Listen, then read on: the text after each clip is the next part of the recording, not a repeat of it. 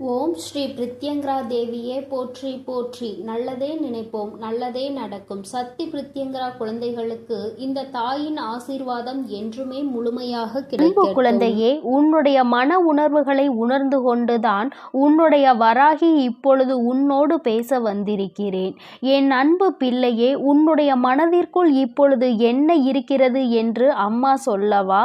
என் தங்கமே, வாழ்க்கை என்பது எத்தனையோ சந்தோஷங்கள் வருகிறது, எத்தனையோ கஷ்டங்கள் வருகிறது. எல்லாவற்றையுமே நான் கடந்து வரத்தான் செய்கின்றேன். சந்தோஷமாக இருக்கின்ற நேரத்தில் கூட சில நேரங்களில் என்னுடைய மனதிற்குள் ஒரு வெறுமை வந்து விடுகிறது. அந்த வெறுமைக்கு காரணம் என்னதான் நம் வாழ்க்கையில் இருந்தாலும் நமக்கு மிகவும் பிடித்த உறவு நம் அருகில் இல்லை என்பதுதான். எவ்வளவுதான் பிரச்சனைகள் நடுவில் வாழ்ந்து கொண்டிருந்தாலும் இந்த உறவு பக்கத்தில் இல்லை, கருத்து வேறுபாடுகளில் இருக்கின்றது என்று நினைக்கும் பொழுது மனதிற்குள் நம்மோடு நன்றாக பேசிக்கொண்டிருந்தாலும் சில வார்த்தைகள் வரும்பொழுது அங்கே பிரச்சனைகள் வந்து விடுகிறது. இது இன்று சரியாகும், நாளை சரியாகும் என்று நினைத்தேன். பிரச்சனை வளர்ந்து கொண்டே இருக்கிறது. எனக்கு எல்லாமே வாழ்க்கையில் கிடைத்திருக்கின்றது. ஆனால் இந்த ஒன்று மட்டும் வாழ்க்கையில் எனக்கு மிகப்பெரிய பிரச்சனையாக வந்துவிட்டது. நான் இந்த வாழ்க்கையை வெறுக்கவில்லை, நிச்சயமாக வாழ வேண்டும் என்றுதான் நினைக்கிறேன். ஆனால் என்னுடைய உயிரான உறவின் மனதில் இருக்கின்ற எண்ணங்கள் என்னை பற்றி தவறாக இருக்கும் பொழுது என்னால் இதனை ஜீரணிக்க முடியவில்லை அம்மா. அவர்கள் மனதில் என்ன இருக்கிறது என்பதை எனக்கு ஒரு முறை சொல்வாயா? எனக்கு அது தெரிந்துவிட்டால் சற்று என்னுடைய மனதிற்கு ஆறுதல் கிடைக்கும். நல்லதாக இருந்தாலும் சரி, கெட்டதாக இருந்தாலும் சரி, நீ எதுவாக இருந்தாலும் என்னிடத்தில் உண்மையை மட்டும் சொல்வாய் என்ற நம்பிக்கையில்தான் உனக்காக காத்து கொண்டிருக்கிறேன் என்று என் பிள்ளை நீ மனதிற்குள் நினைத்தாய். நான் வந்து விட்டேன் என் தங்கமே. உன் மனதில் இருக்கின்ற இந்த கவலைக்கு இன்று உன் அம்மா தீர்வினை கொண்டு வந்திருக்கிறேன்.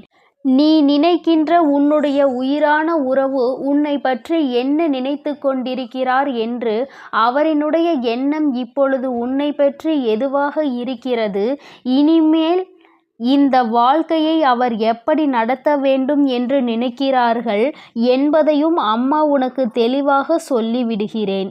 என் குழந்தையே, இதை கேட்ட பிறகாவது நீ உன்னுடைய மனதிற்குள் நல்லதொரு தெளிவை கொண்டு வா.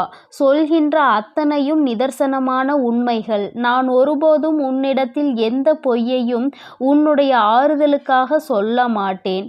ஆறுதலாக நடக்க போவது என்னவென்பதை தான் சொல்வேனே தவிர ஒருபோதும் நடந்த கற்பனை கதைகளை எல்லாம் அம்மா உன்னிடத்தில் சொல்ல மாட்டேன். என் தங்கமே, இன்று சொல்கின்ற ஒவ்வொன்றும் சத்திய வாக்கு. உன்னுடைய உயிரான அந்த உறவின் மனதில் இருக்கின்ற உண்மைகள். என் தங்கமே, அவரின் மனதில் என்ன இருக்கிறது தெரியுமா? பிரச்சனைகள் அடிக்கடி வருகின்றது. ஒருமுறை பிரச்சனைகள் முடியும் பொழுது மீண்டும் பிரச்சனைகள் முடியும் பொழுது மீண்டும் பிரச்சனைகள் வந்துவிடக் கூடாது என்பதில் தெளிவாக இருந்தாலும் சந்தர்ப்ப சூழ்நிலைகள் மீண்டும் ஏதாவது ஒரு பிரச்சனையில் கொண்டு வந்து இழுத்து விட்டு விடுகின்றது. அதிலிருந்து தப்பிக்க முயற்சி செய்து எப்படியாவது சமாதானப்படுத்தி வெளியில் வந்தால் அடுத்த பிரச்சனை வந்து விடுகிறது. வாழ்க்கையில் நிம்மதி என்ற ஒன்று சில நிமிடங்களாவது கிடைக்க வேண்டுமானால் ஒருபொழுதும் நிம்மதி கிடைக்காமல் இருப்பதுதான் ஏற்றுக்கொள்ள முடியவில்லை என்று அவர் நினைக்கிறார்.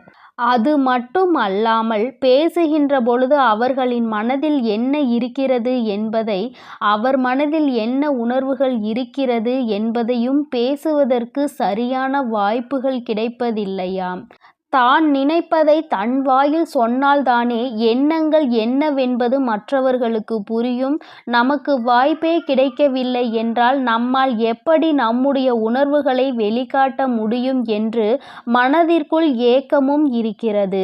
தனக்கு சரியான மரியாதை கிடைக்கவில்லை, சரியான மதிப்பு மற்றவர்கள் முன்னிலையில் கிடைக்கவில்லை என்ற வருத்தம் இருக்கின்றது. நீ பேசுகின்ற பொழுது என்ன பேசுகிறோம், யாரை பற்றி பேசுகிறோம் செய்கிறோம் என்று சிந்திக்காமல் பேசும் பொழுது அது அவர்களுக்கு மிகுந்த மனவேதனையை கொடுத்திருக்கின்றது. இதுவெல்லாம் ஒரு புறம் இருந்தாலும் இன்னொரு புறம் அவர்கள் என்ன நினைக்கின்றார்கள் தெரியுமா? அம்மா, நான் இதையெல்லாம் பிரச்சனைகள் என்று நினைத்து ஒதுங்கி வந்து விட்டேன். ஆனால் ஒதுங்கி வந்த பிறகுதான் இத்தனை கஷ்டங்களை நமக்கு கொடுத்தாலுமே அவர் இல்லாமல் நம்மால் வாழ முடியாது என்று எனக்கு இப்பொழுதுதான் புரிய வந்திருக்கிறது.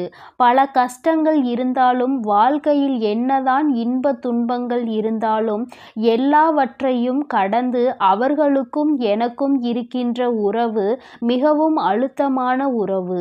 இந்த உறவை பிரிவது என்பது என்னால் முடியாத காரியம் என்பதனை நான் இப்பொழுதுதான் உணர்ந்து கொண்டேன்.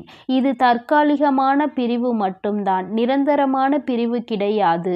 இப்பொழுதுதான் அவர்கள் மீது இருக்கின்ற அன்பு எனக்கு இன்னமும் அதிகமாகி இருக்கிறது.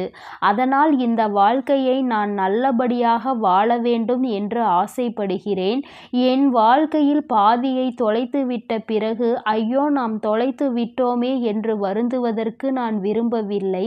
அதனால் மீண்டும் இந்த வாழ்க்கையை நான் தொடர விரும்புகிறேன்.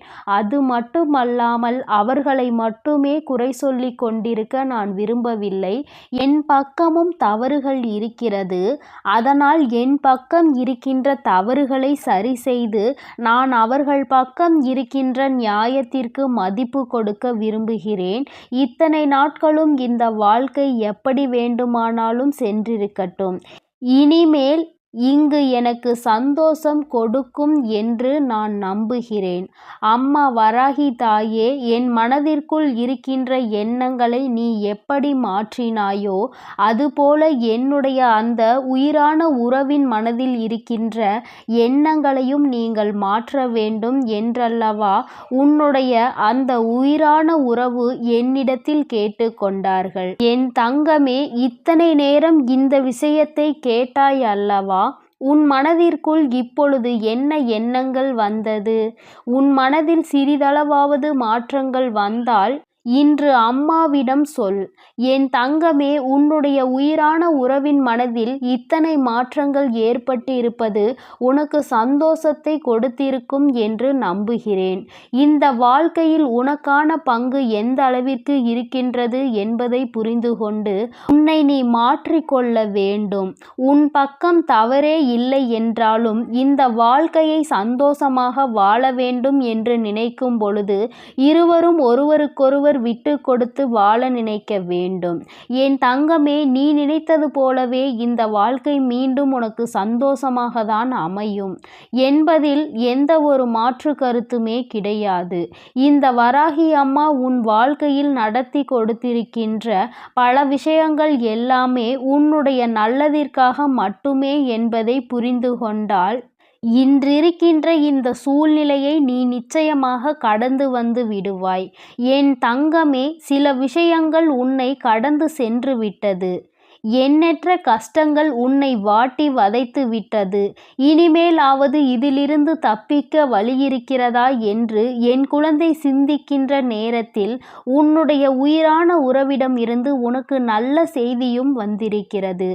எத்தனையோ சூழ்நிலைகளுக்கு நடுவிலும் அதிலிருந்து தாண்டி வருகின்ற பொழுதிலும் உயிரான உறவு துணையில்லை என்று மனவேதனைப்பட்ட நீ இனிமேல் அந்த துணையோடுதான் நீ எல்லா விஷயங்களையும் கடந்து வரப்போகின்றாய். இனி ஏனோ உன்னுடைய வாழ்க்கையை பற்றிய விஷயங்களில் நீ மனத்தெளிவோடு எல்லாமே நம்முடைய எதிர்காலத்தை நல்லபடியாக மாற்றுவதற்காக தான் நடக்கிறது என்பதை நீ புரிந்துகொள். என் பிள்ளைக்கு வாழ்க்கையில் சந்தோஷத்தை கொடுக்க வேண்டியது இந்த வராகி அம்மாவாகிய என்னுடைய பொறுப்பு.